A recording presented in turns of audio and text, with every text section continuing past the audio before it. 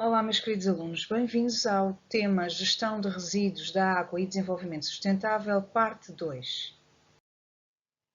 Qual o destino final dos resíduos? A reciclagem consiste na transformação dos resíduos em novos produtos idênticos aos originais, designando-se assim por reciclagem primária, ou diferentes, designando-se, nesse caso, por reciclagem secundária. Quais são as vantagens da reciclagem? São muitas.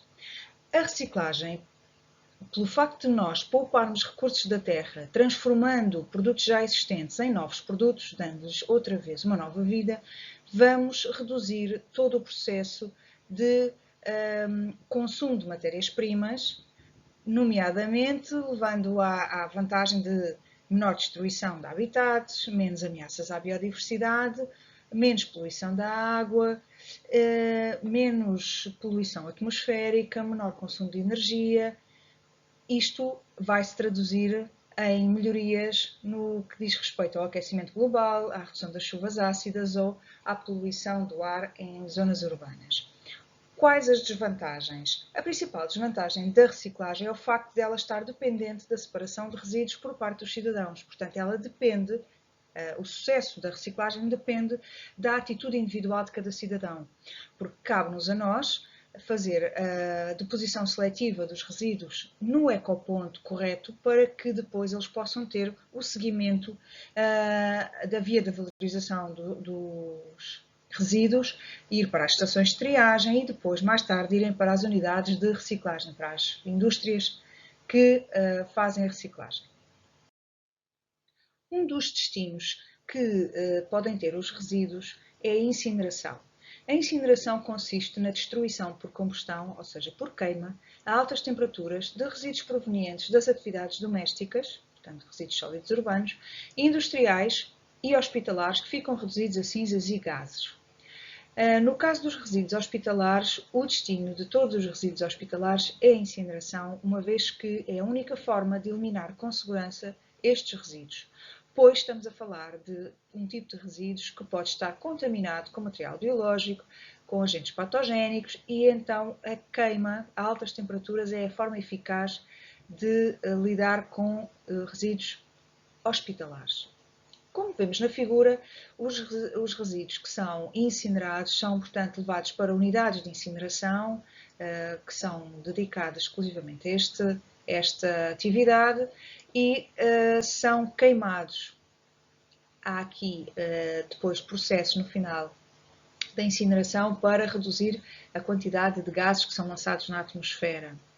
Isto leva-nos à desvantagem deste processo. Portanto, o processo de incineração de resíduos tem uma desvantagem que é muito importante, que é a emissão de gases poluentes para a atmosfera. E por isso isto tem que ser tido em conta. No entanto, tem vantagens, porque há uma enorme redução do volume de resíduos quando eles são incinerados, porque o que sobra são quantidades de cinza substancialmente menores do que o resíduo inicial.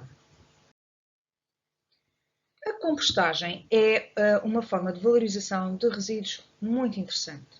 Consiste num processo de tratamento da fração orgânica dos resíduos sólidos urbanos ou de alguns resíduos da agropecuária e pode ser considerada uma adaptação industrial de uma prática agrícola há muitos anos realizada pelo Bauman. O que é que isto quer dizer?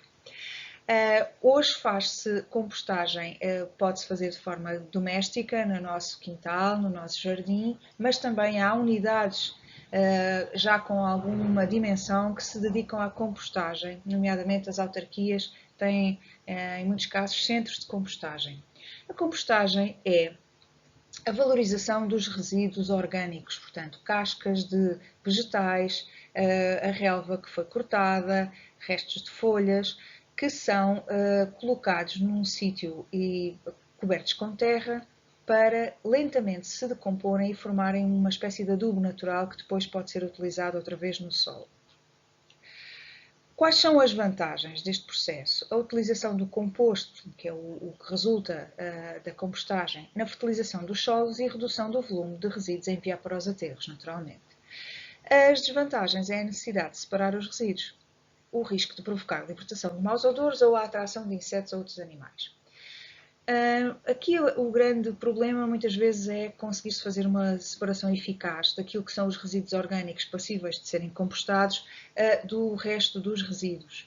Mas com hábitos racionais em relação a esta questão, é possível fazer esta separação e, de facto, fazer aqui uma valorização da parte orgânica que pode ser reciclada, nomeadamente os restos vegetais.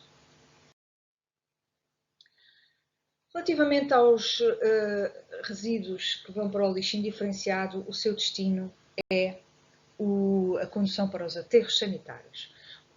Um aterro sanitário, portanto, são instalações onde são depositados de forma controlada resíduos que não podem ser reciclados ou tratados de outra forma, como resíduos indiferenciados, as escórias da incineração e as lamas provenientes das estações de tratamento de águas residuais. Ou seja, a maior parte do nosso lixo, aquele lixo indiferenciado que é colocado no contentor, é depois recolhido pelos caminhões do lixo e levado para os aterros sanitários. O que é que distingue um aterro sanitário de uma lixeira? O aterro sanitário é feito com cuidados, como, por exemplo, como se vê na imagem, portanto, aquela cavidade que é feita para o aterro sanitário é coberta por materiais impermeáveis para evitar a contaminação de águas subterrâneas com os líquidos lixiviados do lixo. Portanto, há aqui uma impermeabilização do aterro para que não haja contaminação de águas subterrâneas. Depois há o cuidado de, cada vez que se depositam os resíduos, cobrir com terra e compactar com máquinas para que aquele espaço possa acomodar uma grande quantidade de resíduos que são então compactados para aumentar a sua capacidade para recepção de mais resíduos. Quais as vantagens dos aterros sanitários? Portanto, constroem-se rapidamente, têm uma grande capacidade para acomodar o lixo que lá é colocado, baixo custo de manutenção e a possibilidade, no final, quando atingem a sua capacidade máxima, serem convertidos, por exemplo, em espaços verdes. Nas desvantagens podemos evidenciar a necessidade de que tem uma necessidade de uma grande área para a sua implementação, o controle contínuo de gases e de águas lixiviantes e elevados custos de construção.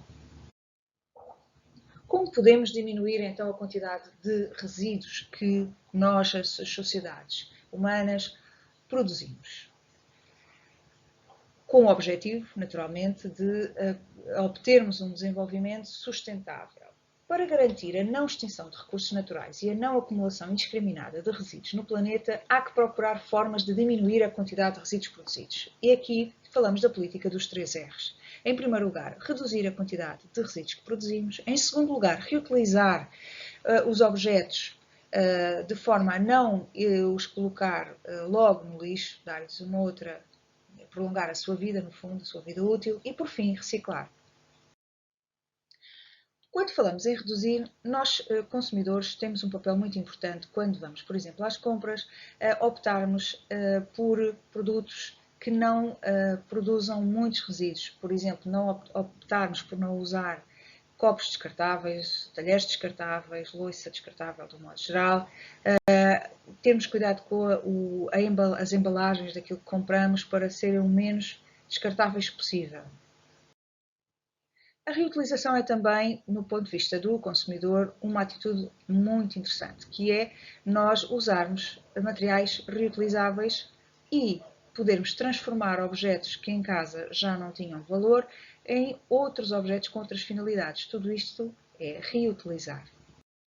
Por fim, reciclar é o último dos elos desta cadeia e tem a ver nós, enquanto cidadãos, com a nossa responsabilidade ao nível da separação dos lixos para o ecoponto. Se nós tivermos o cuidado de colocar nos respectivos ecopontos os lixos de papel, cartão, os vidros, os metais, para que possam ir para os ecocentros, depois serem finalmente triados e levados para a indústria da reciclagem, nós estamos a fazer a nossa parte neste papel da valorização dos resíduos, que é muito importante. Obrigada.